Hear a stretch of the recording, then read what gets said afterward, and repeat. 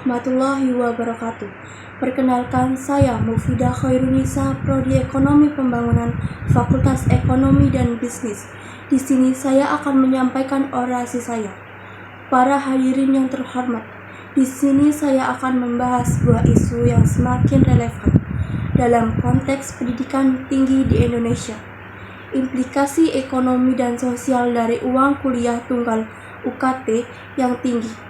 Uang kuliah tunggal atau UKT dirancang sebagai sistem pembiayaan pendidikan yang bertujuan untuk menggantikan berbagai jenis biaya kuliah dan memberikan kepastian biaya bagi mahasiswa. Namun, di balik niat baik ini terdapat tantangan yang perlu kita hadapi bersama. Sistem UKT dirancang untuk menyederhanakan biaya kuliah, namun kenyataan seringkali membuktikan bahwa tujuan mulia ini bisa berujung pada beban berat bagi orang tua dan mahasiswa. Mari kita lihat implikasi sosialnya. Pendidikan tinggi adalah kendaraan mobilitas sosial. Namun, dengan pembiayaan UKT yang tinggi, kita secara tidak sadar membangun pagar pembatas yang membatasi akses ke pendidikan yang berkualitas. Bayangkan jika hanya mereka yang mampu secara finansial yang bisa meraih kesempatan pendidikan yang sama. Apa yang akan terjadi pada potensi dan bakat-bakat yang terabaikan? Masyarakat kita akan kehilangan inovasi dan kemajuan yang seharusnya mereka bawa. Ketika biaya pendidikan tinggi, sejumlah mahasiswa mungkin terpaksa meninggalkan bangku kuliah karena tidak mampu membayar. Ini bukan hanya masalah individu, tetapi juga merupakan kerugian bagi masyarakat secara keseluruhan. Talenta dan potensi yang terbuang dapat menghambat kemajuan bangsa dan menciptakan kesenjangan dalam kesempatan pendidikan. Implikasi sosial dari UKT yang tinggi tidak kalah penting. Pendidikan tinggi merupakan alat penting untuk mobilitas sosial dan kesempatan yang lebih baik. Namun, dengan adanya UKT yang tinggi, kita beresiko memperlebar kesenjangan sosial antara mereka yang mampu dan tidak mampu.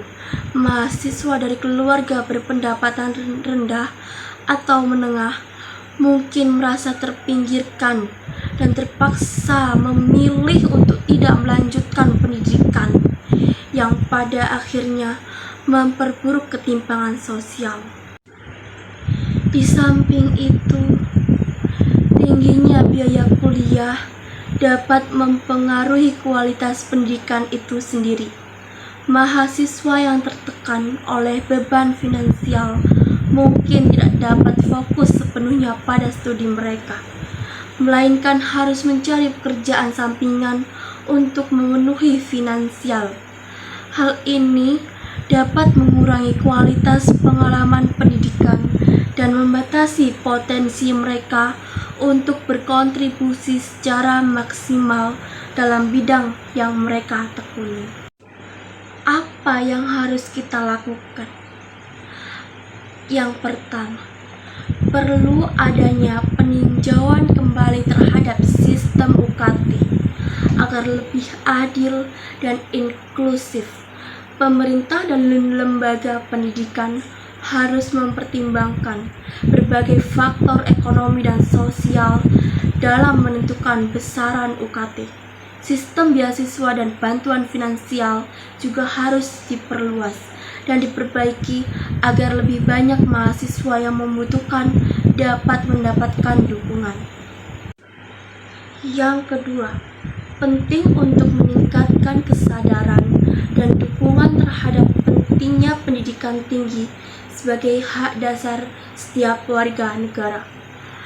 Pendidikan adalah investasi investasi jangka panjang yang memberikan manfaat bagi individu dan masyarakat. Dengan meningkatkan akses dan mengurangi beban finansial, kita dapat memastikan bahwa setiap orang memiliki kesempatan yang sama untuk meraih potensi mereka. Akhir kata, mari kita bersama-sama mencari solusi yang efektif untuk mengatasi tantangan ini. Dengan kerjasama dan komitmen, kita dapat menciptakan sistem pendidikan tinggi yang lebih adil dan berkelanjutan. Pendidikan adalah kunci untuk masa depan yang lebih baik dan adalah tanggung jawab kita bersama untuk memastikan bahwa pintu kesempatan terbuka bagi semua. Terima kasih. Wassalamualaikum warahmatullahi wabarakatuh.